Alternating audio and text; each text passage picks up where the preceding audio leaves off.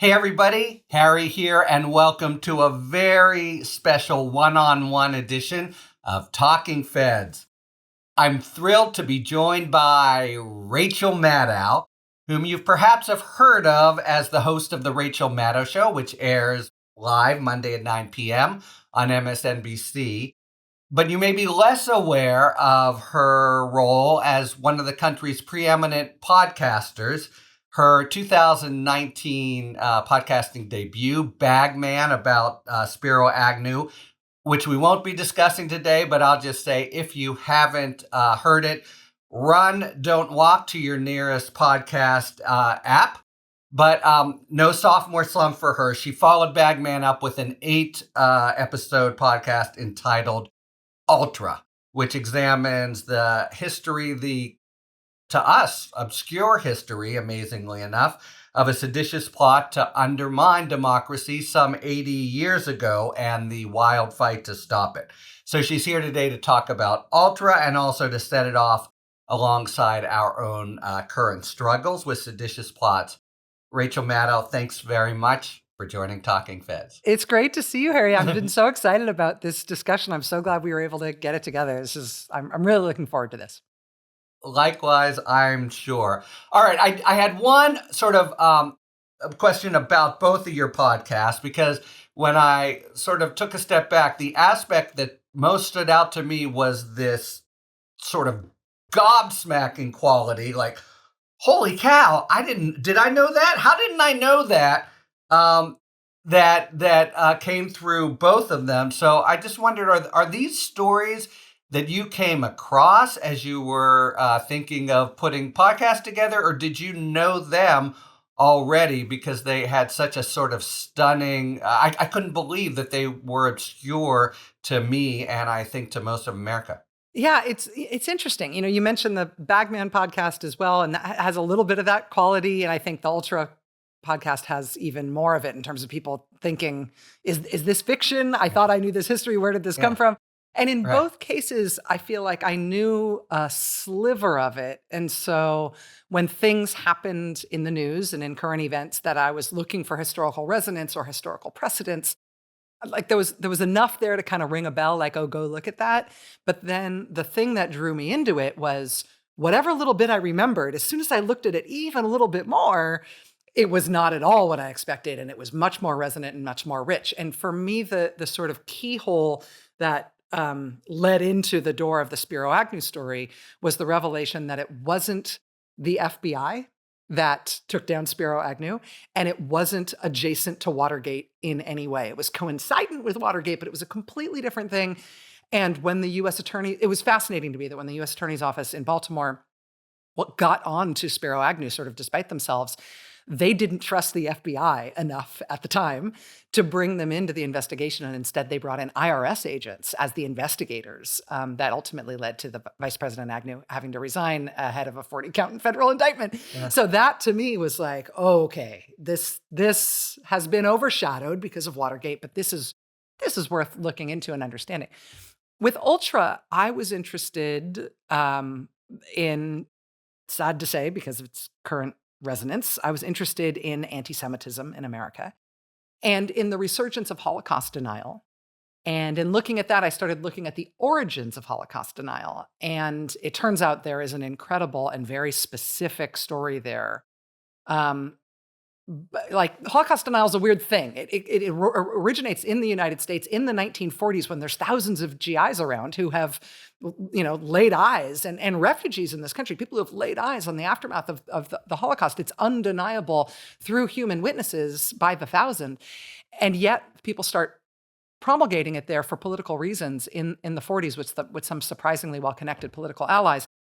And in trying to look at that story, which is a story I might yet tell, I realized, like, where did these jerks come from? Like, these seem like some particularly cretinous Americans. What's their backstory? And that led me to this thing I had heard a little bit about, the Great Sedition Trial of 1944. And then you scrape a little bit below the surface of it, and lo and behold, there's this incredible American history. Critins scattering everywhere. Yeah, so stunning. Oh, I have 16 things to say now about Bagman. I'm just going to skip them and be disciplined and go straight to Ultra. So it's set in the 1940s, the first half of the 1940s. It follows a rising, I think you could call it a fascist movement in the country. Okay, but now at the beginning of that period, at least before Pearl Harbor, there was a significant opposition to entering the war that I think was wrong-headed, but still within a sort of relatively benign or within a kind of mainstream of political sentiment. We know about that. So I think the question that you just posed for me is how did that semi-respectable or it's the kind of thing a politician, a Lindbergh, could stand up and say, come to be aligned with both scurrilous and completely fictitious, brazenly so, attitudes that were much more radical, anti-Semitic, as you say, eventually seditious. It's that kind of marriage that I think is puzzling and really an important question for whenever this arises, like today. I think that's right. And the initial premise of your question, I think, is important and easy to overlook from our vantage point now that we know what we know about World War II and what the Yeah. result was of our intervention there. But opposition to entering World War II was not an extreme position at all. It was very widely held. It was the majority position. It was, in fact, probably the only reason that FDR was reelected in 1940 was because he Yeah. promised in the 1940 presidential election that we wouldn't get involved in the war. And Democrats and Republicans and third parties and the vast majority, not the vast majority, but the majority of the American public was very sympathetic to that idea that we just shouldn't get involved. We were exhausted from World War I and not sure that we should have done that. And that mainstream, respectable, rational point of view then had some ragged edges. And they came, those ragged edges, what you describe as fascistic or indeed seditious, and in some cases, I think you could arguably say treasonous. Yeah. Edges Yeah, of we're at that war. movement. Unlike, we're at war at the time. We're about Yes. to be, yeah. Once They're an enemy under the Constitution, right? Once Germany declares war on us after we get attacked by Yeah. Japan on Pearl Harbor, then it becomes legally Treason. a different thing Yeah. and morally a different thing. Yeah. But you've got two, I think, things going on. One is that the Germans are spending millions and millions of dollars in 1940 dollars to propagandize the United States against getting into the war. And so they sort of piggyback onto the mainstream isolationist movement and decide to make it a German operation to the extent that they can. And there was German support for the America First Committee, for example.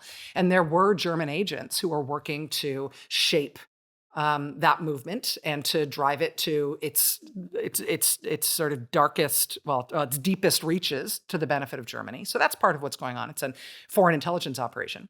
But then there's also a pretty well-established fascist movement in the United States. And it's not, I think that's harder for us to swallow. I mean, literally, right? It's not the dirty word that it is today. People stood up and identified themselves as fascists. Yes. Right? You have Coughlin writing love letters to Mussolini. That's, There's a very, very prominent American intellectual at the time named Lawrence Dennis, who ends up being one of the sedition trial defendants. And his bestseller at the time is The Coming American Fascism.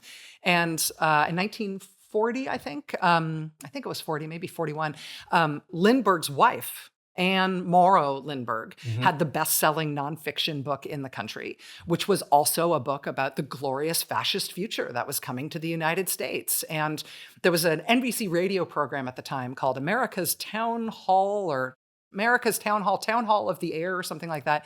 And one of their initial big national radio broadcasts was, should we turn to fascism? I mean, it was Italy had done it. Germany had done it. It was seen as being the rising political movement of the future, and there were big fascist organizing elements in the United States for a long time. So you add Native American fascism, you add a German intelligence operation to a big, diverse, mainstream isolationist movement, and you end up with some combustible material there. Yeah, I'd like to turn to maybe the most Trumpian figure here, Charles Coughlin. But one of the things, I mean, he specifically, I think, either paraphrases or quotes Goebbels. And, there's when the Nazis are first coming to power, there's the whole presentation in terms of, sloughing off the effete elements of advanced society and a new kind of industry and purity that, a whole different face that now seems both risible and dangerous to us, but it was selling a little bit at the time. All right, so I think if there's a Trumpian figure in Ultra, it would be Father Charles Coughlin, who was just a name to me. You probably heard of him. Talk about gobsmacking. So when the population of this country is 120 million, a full 30 million, a quarter of the country, are listening to him every week. By far the most important and listened to radio show.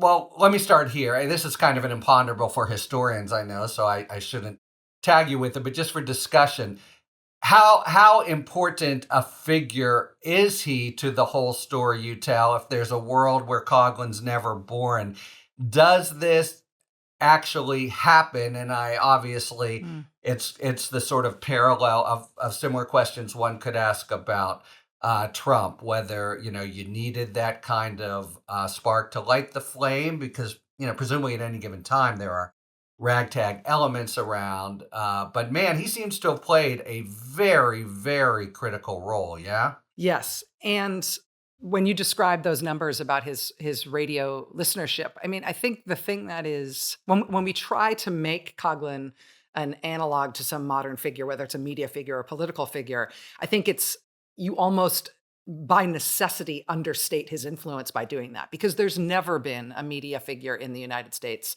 who had as big a reach and as much influence as Father Coughlin, just in terms of the numbers, in terms of the number of people who are following him. And his political trajectory was interesting. In 1932, 1933, 34, he's on FDR's side, and he's seen as being a progressive. Famously, his periodical and all his movements are called Social Justice, and that's sort of seen the way he's allied. By 1936, though, he has formed a political party and is looking for Huey Long, before Huey Long is assassinated in 1935, a Huey Long or a Huey Long type figure to offer a fascist alternative to American democracy. And by 1938, when Kristallnacht happens in Berlin, Coughlin is saying the Jews deserved it. Don't have any sympathy, Americans, for what you're hearing. More than deserved it, brought it on themselves. They're the cause of it. He's saying, right? And there will be worse to come if they continue their evil Jewish ways. Right. He's saying openly by 1936, we have to choose either communism or fascism. I choose the road of fascism, and he's arguing that America needs not only fascism, but it needs to be achieved through a violent takeover. He says, I choose the Franco way, and we should choose the Franco way. And he's modeling a military fascistic dictatorship along the lines of Francisco Franco for the United States. So to be that radical, while also being the most listened to, most influential media figure in the history of the United States, is really something to contend with. Yes, huge. It's huge. But in terms of what he contributes, I've thought a lot about this. I'm Catholic, and I think one of the dynamics that I think is underappreciated about the fascist organizing that was happening around that time is that Catholics were the targets of native fascist groups in the United States, like the Klan, right? We've never had a right. I mean, until Kennedy, they were sort of their own lumpen for a time, Yes. There were Protestant fascist movements at the time that were rabidly anti-Catholic, and in particular, there was a lot of organizing in Detroit that was really, really anti-Catholic. And when Coughlin emerges in Detroit, he is the voice of Catholics who feel somewhat persecuted by the right. And then he brings his Catholic followers to the right, and therefore sort of eliminates that as a barrier for organizing across different groups of white people and different ethnic groups of white people, and makes the fascist movement much bigger than it otherwise would have been. Because otherwise you would have had, sort of Catholic politics, and you would have had fascist politics, and never the twain should meet. He brought them together. And that ended up being really important for the isolationist movement, because what was the big question the isolationists and the interventionists were facing before Pearl Harbor? It was, will we help Britain, right? Britain is the last democracy standing against the Nazis. Are we going to go help the UK? Irish Catholics are not, anybody Irish is disinclined toward helping the UK, toward helping Britain. And Coughlin uses that to bring Catholics into the isolationist and then ultimately the fascist side of the isolationist movement. And I don't think anybody could have done it but him. Yeah, and I mean, and he actually sounds the call. He brings into from a sort of movement to an actual violent on the street kind of agenda, the Christian front. But I wanted to ask, because the compelling question, maybe the most for us today, is what makes these movements not completely, well, this one seems scrubbed from history, but at least peter out, because it's around 38, or he does call the Christian Front into action, and ballistic action, guns and the like. But my sense is also that Kristallnacht 38, yeah, on Hmm. November 9th, I want to say, and he is that goes a little bit too far. A lot of sponsors abandon him, and then of course after Pearl Harbor, everything kind of changes. But I was a little bit uncertain because of the chronology and the way your 8 episodes kind of unfurl. What is it? Not that does he basically just go a step too far and is no longer able to be listened to by polite America? And is that what brings it down? Because the Christian Front, the big Madison Square Garden rally, etc., that postdates some of the moves he makes that bring him into less good regard. Yeah, so he forms this militia group, the Christian Front, and it actually has, as radical as they are, and we know that they literally plot to overthrow the U.S. government. Oh, we got pictures with guns in this. Yeah, everyone should look at your source material, by the way. After it's really great stuff. Yeah, we posted all episode about it's msnbc.com/ultra, so it's easy to remember. But Yeah. they learned to build bombs. They are stealing U.S. military material to build bombs and to stockpile military-grade weapons, including machine guns, Browning light machine guns, which are a very, very potent weapon. And even the Christian Front has more militant offshoots that splinter off from them, that want more. They want pogroms. They want more attacks on Jews. They want to set off assassination plots earlier. I mean, they're really quite kinetic as an activist, as a revolutionary group.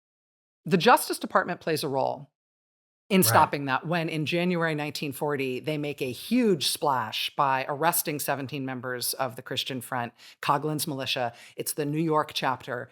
And they do sort of catch them red-handed with stockpiles of bombs and guns, planning this big spree that they think is a big spree of violence that they think is going to set off a coup starting in New York City. And so, of course, they're charged and convicted. End of story. Just kidding. We're going to get to that in a minute. I want to ask you very briefly, though, because it was your interest as you talked about it, about the role of anti-Semitism in the whole thing. I think of anti-Semitism, especially in that era, as having kind of two different strains, the sort of Protocols of the Elders of Zion, Rothschild, Jews control the banks in the world, that sort of thing. But also, a more waspy version, I could say, looking down on the Jews as kind of groping and clannish and lumpen, whatever. I'm wondering, and by the way, your Ultra includes some disparagement of Jews, but also some like Heil Hitler salutes and genocidal thoughts. So I'm just wondering what was this, I guess, state of anti-Semitism in the country, or how these two strains braid together here, or is it really just the down and dirty, nastiest, Christian Front version that has all the force? I think it really is braided together the way that you're describing. I mean, the Coughlin part of it, not to get like too Catholic in terms of talking about it, but I mean, it's one of the really big problems in terms of bringing Coughlin's followers and bringing Catholics into a fascist-minded isolationist sect, is that at that time, the Catholic Church does not view anti-Semitism as a sin. And so Coughlin is preaching anti-Semitic conspiratorial tropes from the pulpit. It's actually still Catholic doctrine that the Jews killed Jesus, right, until the 60s. And there's all sorts of room through the church for Coughlin to literally preach anti-Semitic tropes of both high and low. And so he's talking about the real life persecution of the Jews in Germany and talking about how they need it and how street violence is cleansing, and we ought to have that kind of street violence here. That's pretty low. That's pretty scurrilous in terms of the way that you're orienting that type of political work. But then he's also, even when he was, sort of on the left, when he was doing his populist organizing, it was all about taking America back from the globalists, right? Which you still hear today. And that sort of the conspiratorial that stuff. nostalgic strain of Nazism is, yes. And the Protocols of the Elders of Zion and all that stuff. I mean, Henry Ford was, when he serialized the Protocols of the Elders of Zion in his paper, he ran it as a 92-part series. Like that's a lot of weeks. A 92-part series is a long series. And Coughlin was running that at the same time. Hey everyone, we're taking a quick break to ask you to take a second to like and subscribe. It's a quick thing that really helps the show. Thanks, and back to the video. Okay, so man, this is going fast, but let's just take a couple minutes to move from the gobsmacking to the flat out hallucinatory. Tell us about this, what happens after the 17 are arrested in 1940 and the maybe tortuous path of justice that ensues or doesn't. Yeah. This is in an era where, J. Edgar Hoover is not exactly like, running a big, J. Edgar Hoover is not the captain of Antifa, right? Like he's not particularly focused on the right. He never has been over the entire course of his decades running the FBI. But the Christian Front thing is bad enough. I mean, they've got an informant inside the Christian Front who's talking about the stolen military materiel. They've got active duty National Guard people who are helping them. They've got a lot of cops who are helping them. They are stockpiling bombs. They've got a dozen members of Congress they've slated for assassination. The FBI comes to the belief that this plot is within a week of going off, and they finally decide to move. And Hoover personally does the press conference where he announces it. It's front page news across the country. It's this very big deal. That's January 1940. April 1940, they go to trial. By June, they're all either acquitted or let off in a mistrial. It doesn't work. They put them on trial in EDNY in Brooklyn, and they didn't do a very good job with selecting the jury. It turns out the forewoman of the jury was the first cousin of the Catholic spiritual advisor to the Christian Front, Coughlin's man in New York, who oversaw the Christian Front there. His cousin was the forewoman of the jury. Hey, by the way, you have defense attorney questions on stunning stuff about it? Were those actually asked? Do you know? They proffer voir dire questions. How much do you hate the Jews or whatever? Yeah. Are you a Jew? Are you a Jew or a Jewess? Are you? Right. Like, really? So were those actually asked? Do you know? So we know in the 1944 sedition trial in Washington which of those were asked, and some of them indeed were. We know both in 1940 in Brooklyn and in 1944 in Washington, there were no Jewish people on the jury.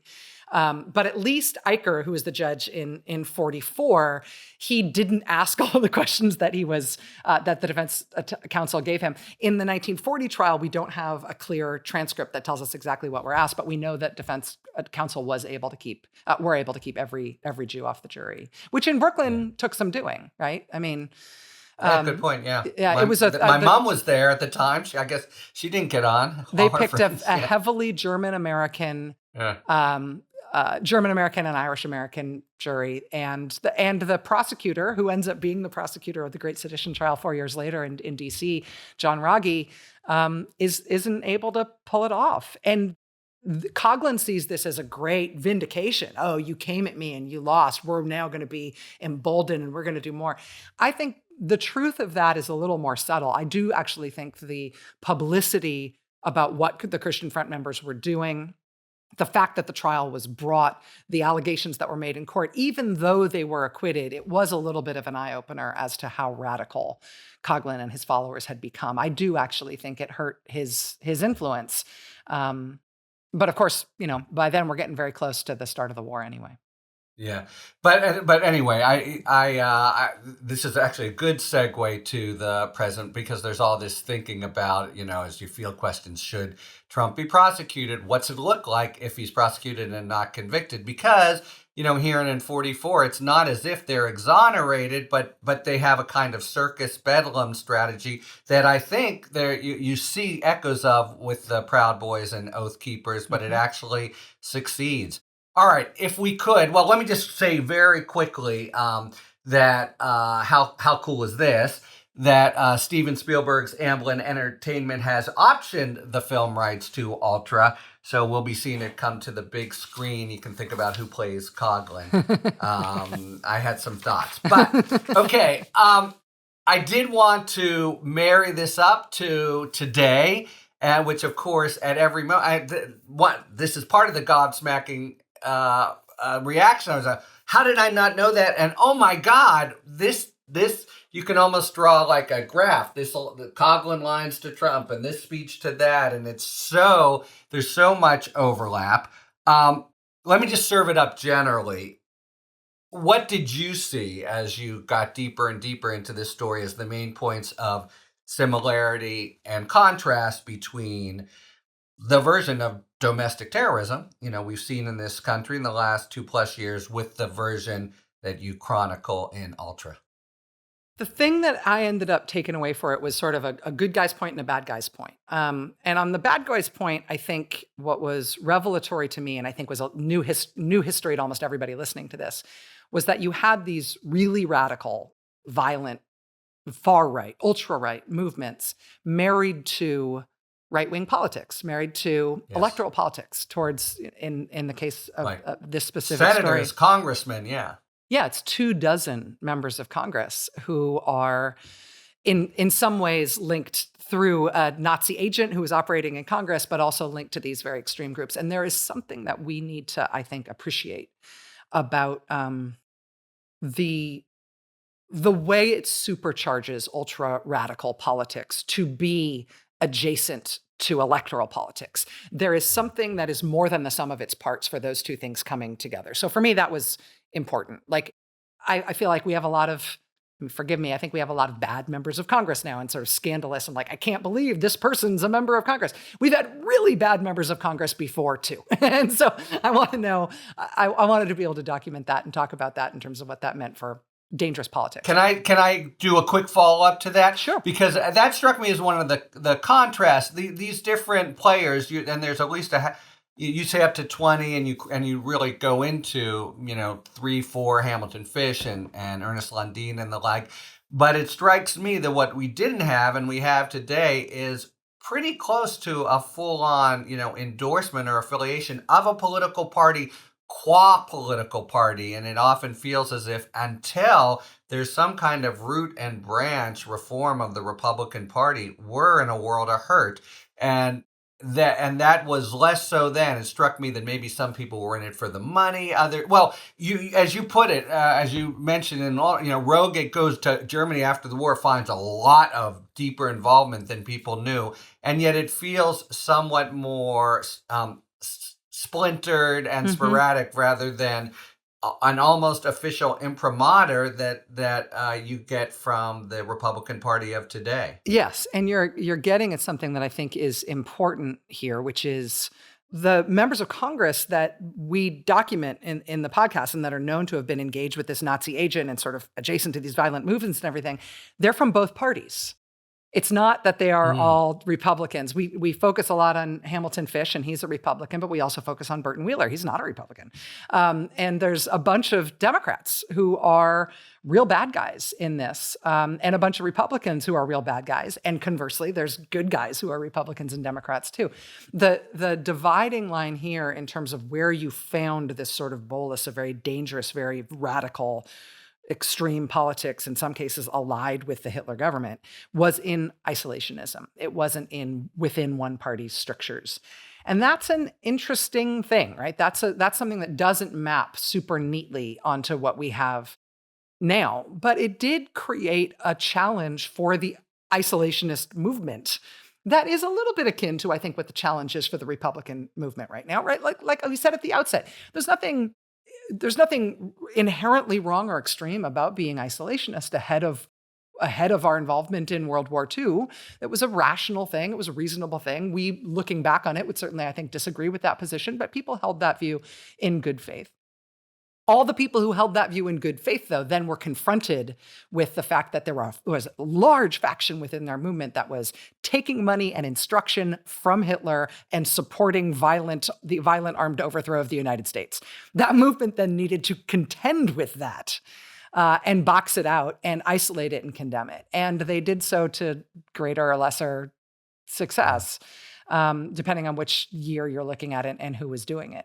But there is a self-regulatory need. You can, anti-fascists can confront fascists, and that is needed and necessary, and we've had to do that as a country for a century now.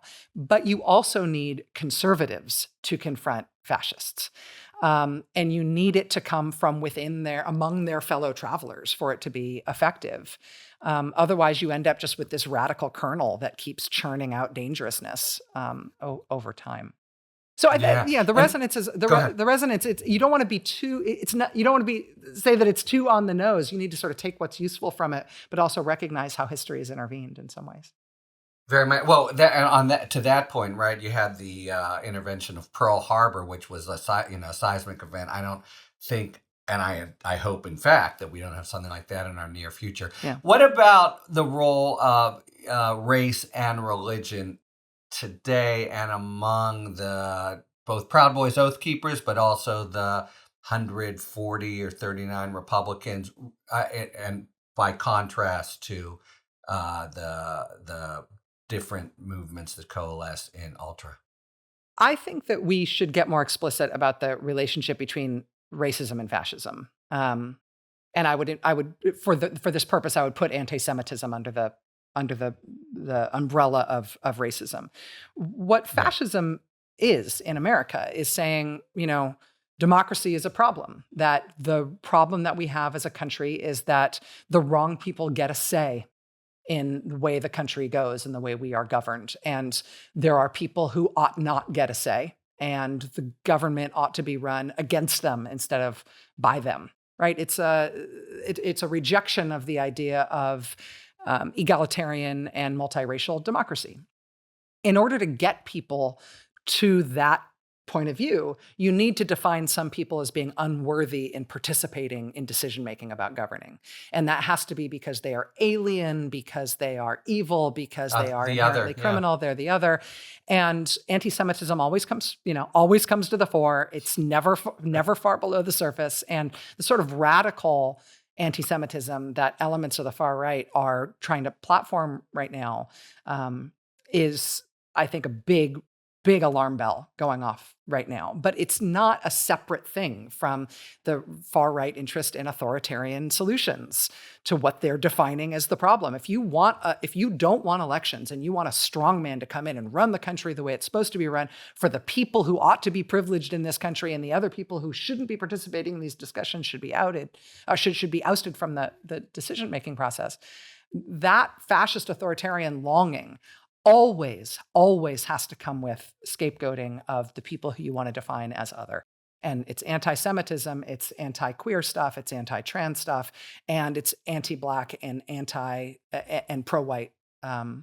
It's racism of all kinds. Those things aren't just it's not like one's a motorcycle, one's a sidecar. Those are the two wheels on the front axle of this type of ultra-right thinking. That's a really great point. So I have a sort of final closeout question. If you have a couple minutes more, yeah.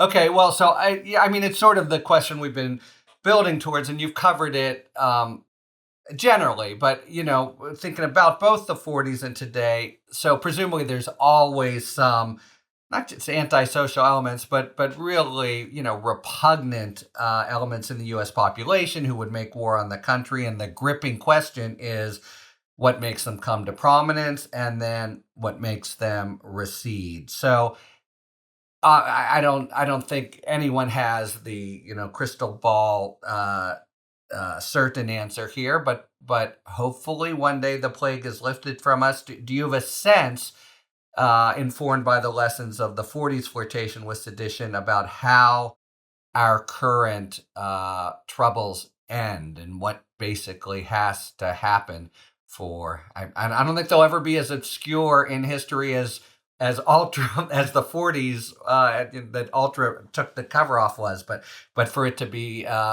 history and not such a pressing week to week danger. Part of the reason that I do this stuff and the reason that my bookshelf looks the way it does and the reason that I read so much about this is that I do think history helps. And for me, the most helpful thing is knowing that we have contended with this kind of thing and worse before. And not just the bad guys here are forgotten, the good guys are forgotten too. Ultra is mostly the story of the Department of Justice contending with this and sort of trying and failing to handle this through the criminal law and why that didn't work. But that's not it. It's not only the Department of Justice. It's not only the criminal law. It's not only our formal systems of accountability that work. It's Americans being anti-fascist and doing that work. It's journalism. It's protecting journalists who do this work when they ultimately get attacked, both institutionally and individually, for having investigated and called out this sort of thing, told the truth about what these groups are up to.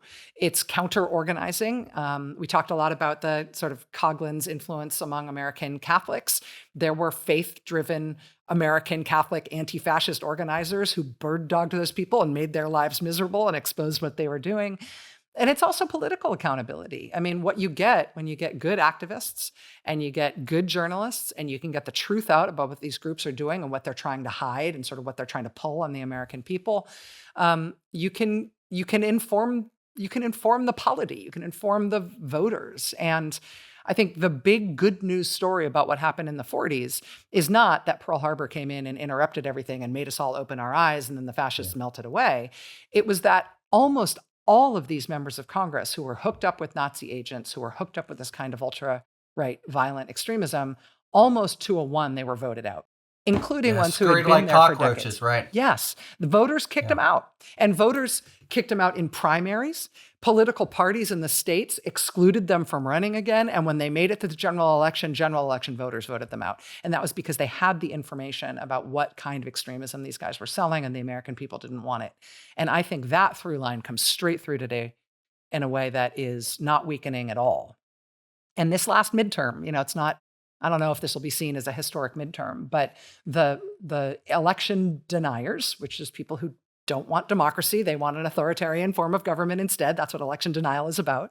They lost all across the country, not everywhere, but most places they lost, including in places where they were favored. And that's 1944, right? That's what the elections looked like when these guys came up before the voters during Ultra as well. And the American people have stood against this stuff when they know it's happening. And I believe we will continue to do that. From your lips, and let me just add as a lawyer, the role of the courts, who have been pretty important in actually speaking the truth when their time has finally come. Exactly. Thank you so much, Rachel Maddow, both for a riveting podcast and a fascinating conversation today about its echoes with the contemporary times. It's been a great pleasure. I hope you'll return one day to absolutely visit will, us Harry. again. Thank you so much. I feel like with Talking Feds, I'm like it's like talk radio, long-time listener, first-time caller. So it's a real thrill, long-time thrill for me to be here. Thank you so much. Thank you. Thanks for tuning in. If you enjoyed this video and other Talking Feds content, please take a second to like and subscribe. Talk to you later.